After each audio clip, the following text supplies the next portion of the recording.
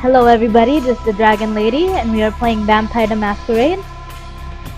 I've played this game before, quite a few times, but it's one of my favorite games, so I thought it'd be perfect for my first video. Well then, let's start a new game.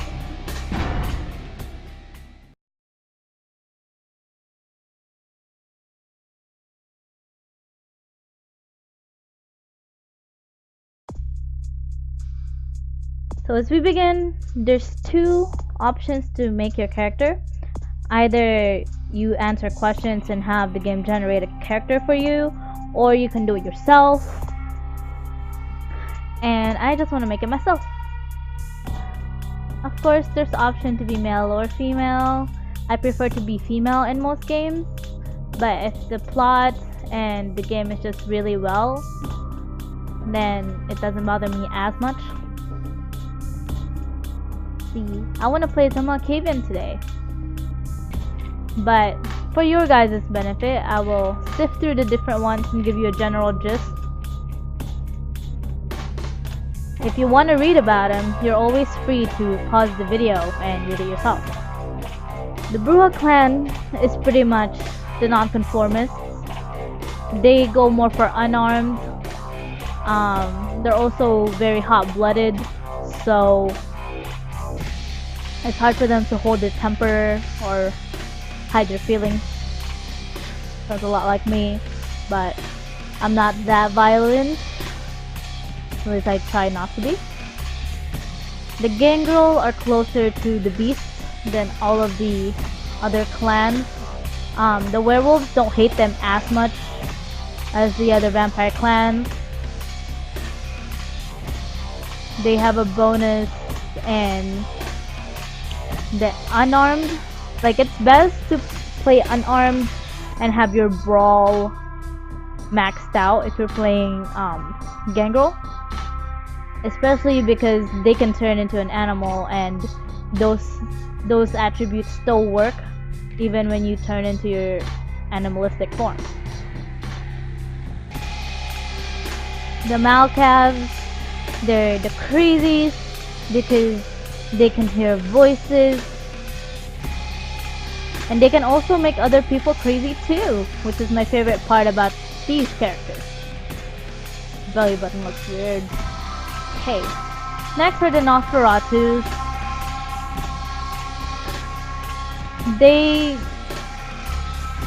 Their bloodline is meant to be ugly. I don't know why, but the dialogue options for the Nosferatu are pretty interesting.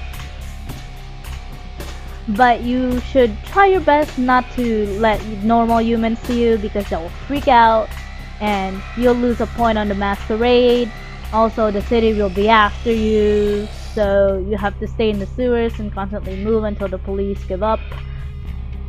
So basically, the tunnels is your home, and you have a bonus in invisibility with the Nosferatu because you don't want people to see you.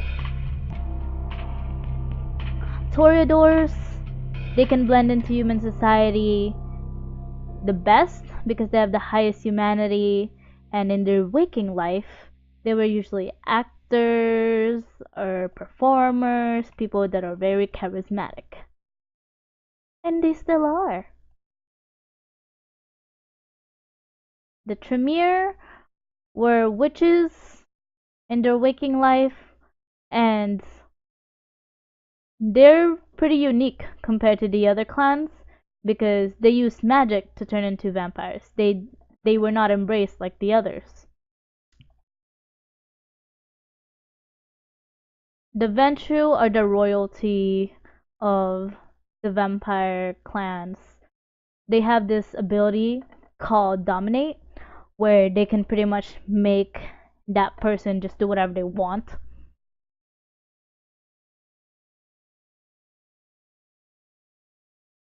And here are your history, different kinds of histories. But we are playing as a Malkav in this one. For my history, I want to be subtly insane, where my insanity is not that noticeable. You think I'm sane? No, I'm not. Okay, I'm having way too much fun twirling her. On to the name! Cleopatra is the name of my last character that I made. And I made her a Nosferatu, and I found the Nosferatu to be the hardest so far out of all the clans that I've played. Just because you're pretty much stuck to being underground and being invisible, and if you didn't put that much point into stealth, it's a pain in the ass. It's a pain in the ass. So let's name our crazy character Vivica. Onto the character sheet. Okay, let's add a point in the charisma because we want to persuade people in the appearance because I want to be hot. Oh, damn it. Fine. Fine, I'll just be hot. Okay, let's put a point in wits and the perception. Talent with dodge, firearms. I'm not very good at playing melee characters in general, so firearms would be a good investment, I feel. It's also good to add a point in your security because lockpicking is pretty good if you want to avoid fights or just get skill points. Computer.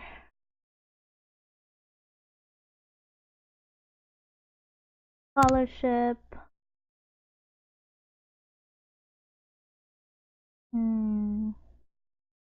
Okay, let's put another point in hacking. Hacking's pretty good.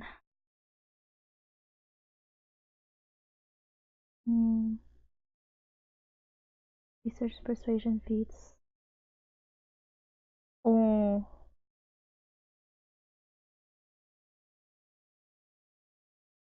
I'm gonna regret it for a little bit, I feel. Oh well. Okay, let's make people crazy. And let's begin!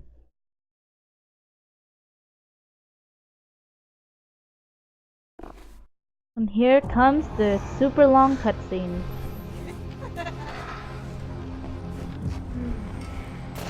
Yep. I want to show you something. Yep, I bet. And we're screaming.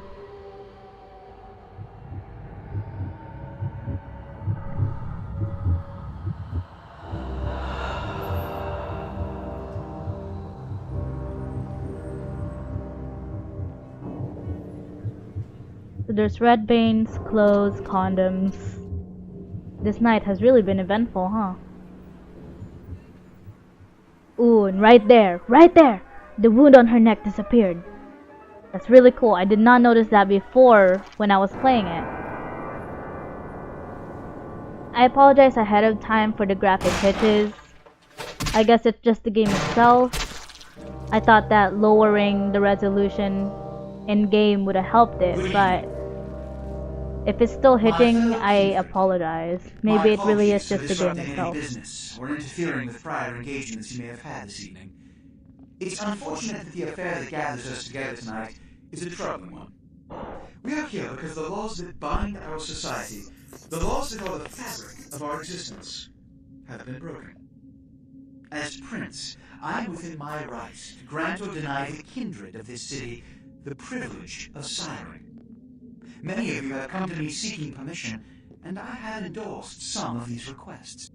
However, the accused that sits before you tonight was not refused permission. Indeed, my permission was never sought at all. They were caught shortly after the embrace of this child. It pains me to announce the sentence, as up to tonight I considered the accused a loyal and upstanding member of our organization. But as some of you may know, the penalty for this transgression is death. Know that I am no more adjudicator than I am a servant to the law that governs us all. Let tonight's proceedings serve as a reminder to our community that we must adhere to the code that binds our society, lest we endanger all of our blood. Forgive me. Just like, let the penalty shut up. commence. That's a big ass sword. Well then. Which leads to the fate of the ill-begotten progeny. Without a sire, most children are doomed to walk the earth never knowing their place, their responsibility, and most importantly, the laws they must obey. Therefore, I have decided that this is bullshit! Aww. So sweet he stand up for me. Oh, his face. Oh, man. If Mr. Rodriguez would let me finish, I have decided to let this kindred live. They shall be instructed in the ways of our kind and be granted the same rights. Better. Let no one say I am unsympathetic to the plights and causes of this community. I thank you all for attending these proceedings, and I hope their significance is not lost. Good evening.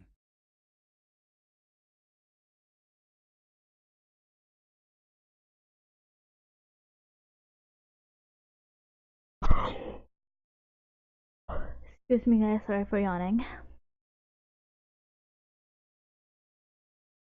Your sire, tragic, my apologies. But you see, there is a strict code of conduct that all of us must adhere to if we wish to survive. When anyone breaks these laws, they undermine the well-worn fabric of our centuries-old society. Understand my predicament. Allowing you to live makes me directly responsible for your subsequent behavior. So, what I'm offering is not generosity, but the opportunity to transcend the fate woven by your sire. This is your trial. You will be brought to Santa Monica. There you will meet an agent by the name of Mercurio. He will provide the details of your labor. I've shown you great clemency. Prove it was more than a wasted gesture, fledgling. Don't come back until you do. Good evening.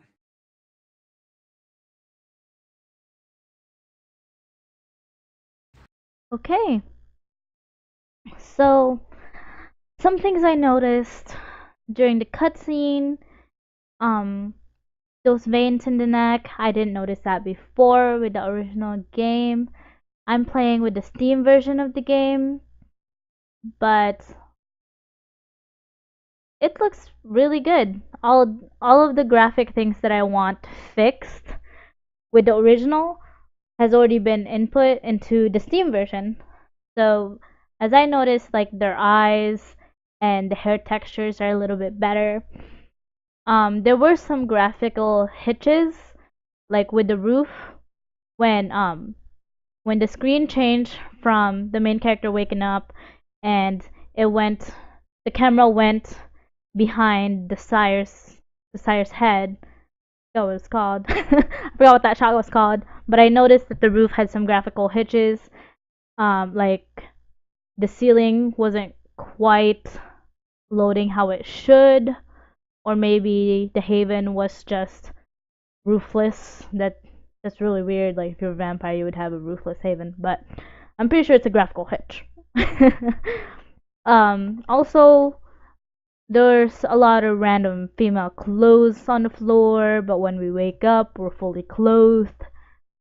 Did we have somebody else in there? Did we have a threesome before knocking out, or what? Like, what happened, you know?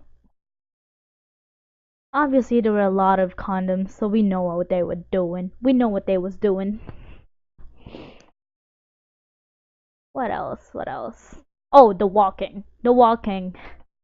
The weird walk. It's very very unique. Very unique, the walking in this game.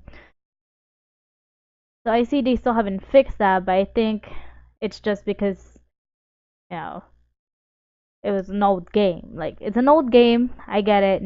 You can't do everything. You can't please everybody. But the only issue I had with it was it's a little awkward. Like, was the rigging a little too off, or I don't know. Was the bones just not set properly? But it's okay. Like, it works okay throughout the entire game. it just lags sometimes when you do fight scenes and stuff. But I think this is a good place to end the video. I will be playing the rest of the game in part 2, so stay tuned. Please hit the like or subscribe buttons, or both. It really does help the channel. If you want to see the rest of my playthrough, I will leave a link in the description below to my personal YouTube channel, and you can watch the rest of the Let's Plays there. Thank you very much for watching, and have a nice day. Bye!